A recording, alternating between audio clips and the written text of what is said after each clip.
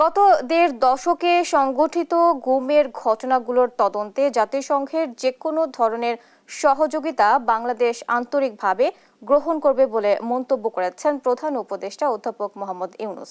সোমবার ঢাকায় রাষ্ট্রীয় অতিথি ভবন যমুনায় জাতিসংঘের গুম বা অনৈচ্ছিক নিখোঁজ বিষয়ক ওয়ার্কিং গ্রুপের ভাইস চেয়ারপারসন গ্রাজিনা বারানোস্কা এবং সদস্য আনা লোরেনা ডেলগাদিও পেরেজ প্রধান উপদেষ্টার সঙ্গে সাক্ষাৎ করতে গেলে তিনি কথা বলেন।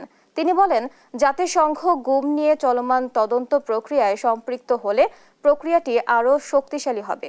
এ সময় জাতিসংঘের কর্মকর্তারা গুমের ঘটনা প্রতিরোধে বাংলাদেশের অন্তর্বর্তীকালীন সরকার গৃহীত উদ্যোগ, বিশেষ করে আন্তর্জাতিক গুম প্রতিরোধ সনদে বাংলাদেশের সংযুক্তির প্রশংসা করেন। তবে গুমের ঘটনা প্রতিরোধে এখনও অনেক কিছু করা রয়েছে বলেও মন্তব্য করেন তিনি।